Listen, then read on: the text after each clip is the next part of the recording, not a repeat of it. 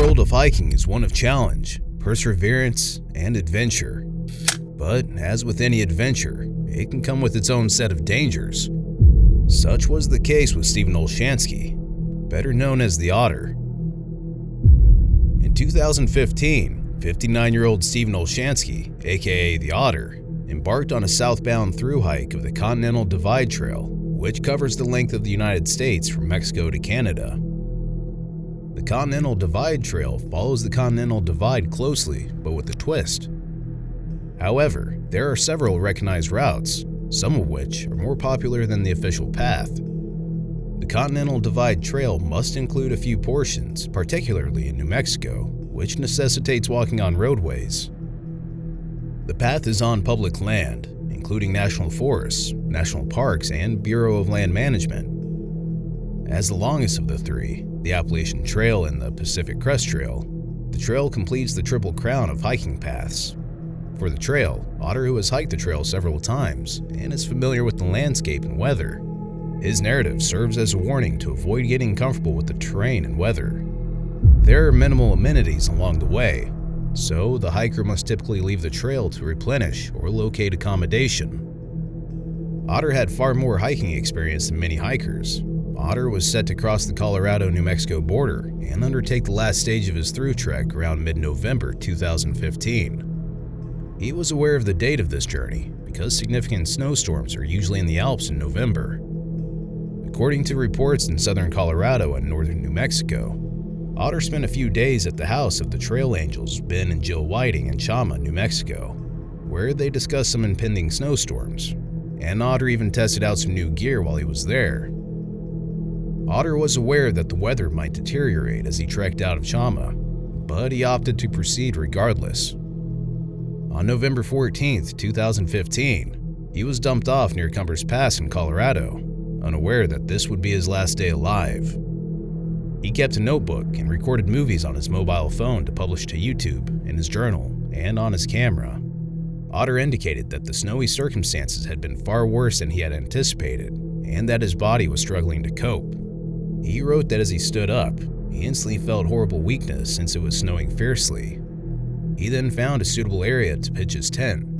The snowfall continued until late Tuesday, November 17th.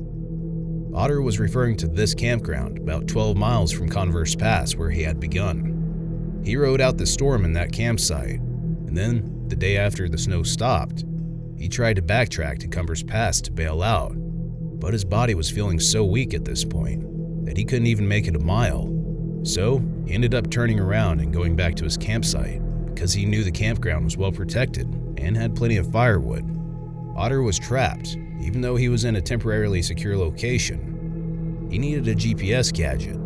He had no spots, no cell signal, and no way to phone for assistance. At this time, he took out his mobile phone and utilized the last of his phone batteries to inform the world of his difficult situation. "I'm in a lot of trouble because I'm snowbound. I tried to hike out yesterday, but it's about 10 to 12 miles back on the road, and I can't make it. How could a man with so much expertise walk out when the conditions were so poor and dangerous?" He subsequently posted a video expressing he's sorry and accepting responsibility for his actions. "Let me just say right away that I made a huge mistake. I should have turned around or never come out here this time of year. I rolled the dice and lost." Otter then details what he's doing to keep himself alive. He discusses his campsite choices, how much firewood he had, and how he was tented directly close to Forest Service Road 87, hoping a random motorist would see him and inform people that he needed help. He then shifts his focus to another possible path of salvation and writes again. "There's one guy, Ben Whitting. He's the only guy who knows where I am. And when I walked out the door, he said, 'Otter, you've got 10 days. Now if I don't hear from you, we're going to come looking for you.'" On November 29th, Whitting began asking around online to see if anybody had heard from Otter, but quickly discovered that no one had. The authorities were alerted in the meanwhile. However, Otter is still stranded. He spelled out the word "help" on the ground in the hopes that it might be seen by a plane, and he stayed crouched inside his tent when another or worse snowfall passed through. He waited like this until December 1st, when he realized he wanted to do something else.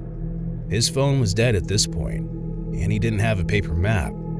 But he remembered seeing a campsite on his GPS app about 3 miles distant down Forest Service Road 87. Otter had slept in the Lagunitas campground's restroom on a prior excursion. Otter eventually decided to travel to Lagunitas campground rather than stay in his present campground. It took a lot of courage to pack up that day. I hiked 200 yards and bent over from total exhaustion in the waist-deep snow, he wrote in his notebook. I returned to the location where I had spent 17 days safe, but in a coffin, a few steps bent over. It took all day. I couldn't move one step further and was going to sleep in the snow. And I looked to my left and saw the bathroom. I shivered inside the icebox, got into my sleeping bag, and cranked up the wood stove for a hot drink. Meanwhile, the search for Otter was finally yielding results. His intended destination after leaving Cumbers Pass was Ghost Ranch, where he had shipped a resupply box. According to Ghost Ranch employees, Otter had not yet picked up his box, indicating that he had either not made it that far or had simply not been there. On December 10th, numerous planes searched 300 square miles of Carson National Forest between Chama and Ghost Ranch, the portion of the CDT that Otter had been hiking. Unfortunately, the winter conditions at the time made it impossible for the searchers to spot anyone on the ground, and thus, no discoveries were made.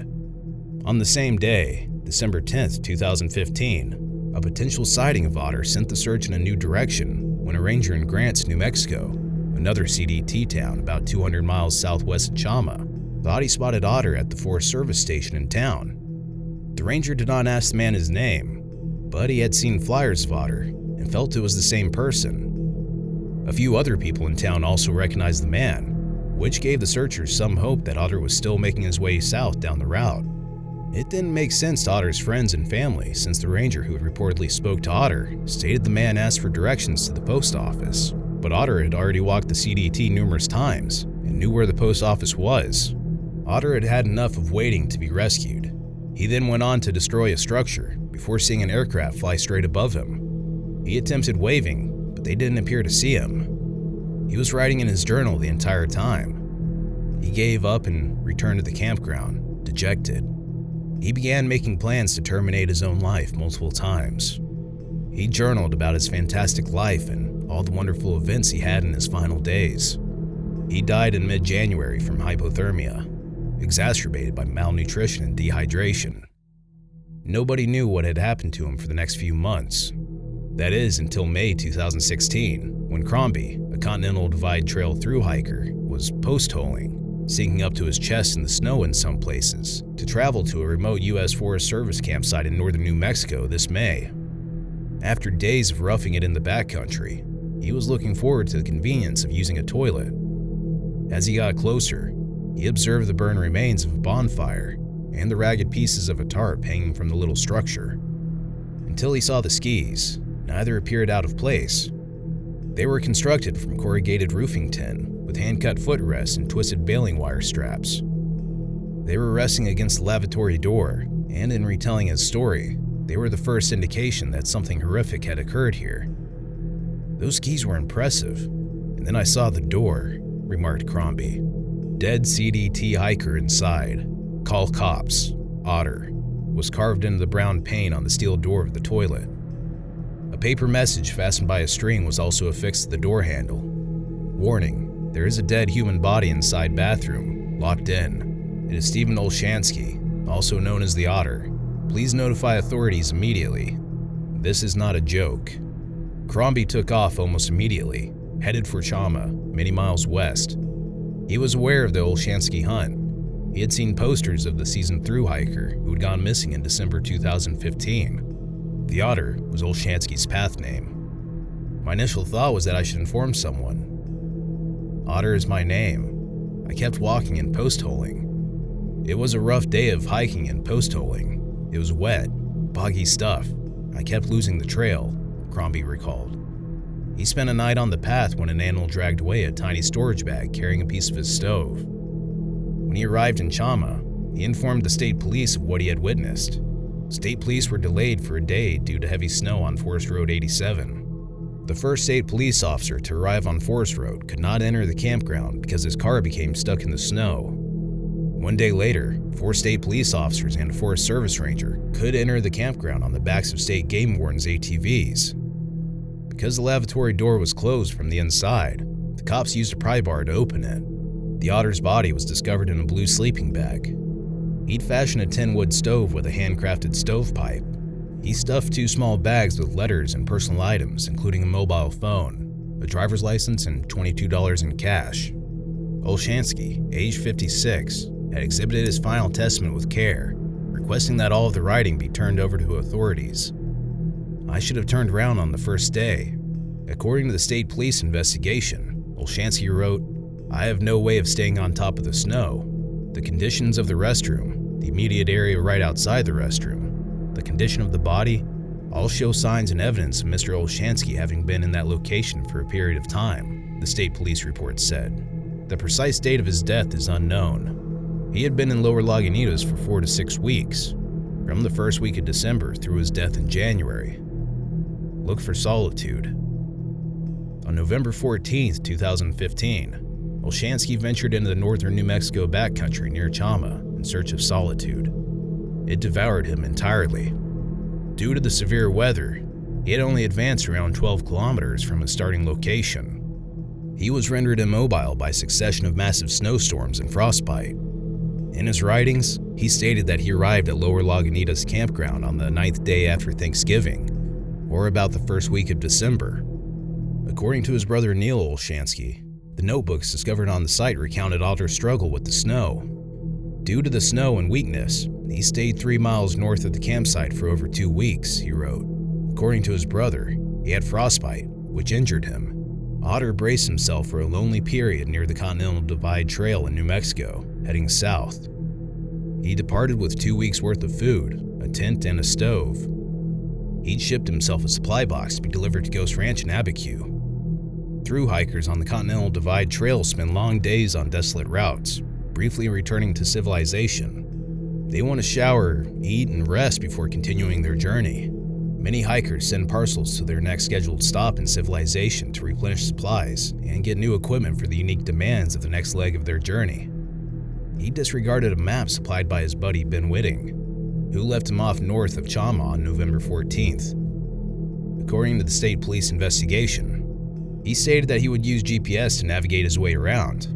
Instead, he stated he'd use GPS on his phone to locate his route.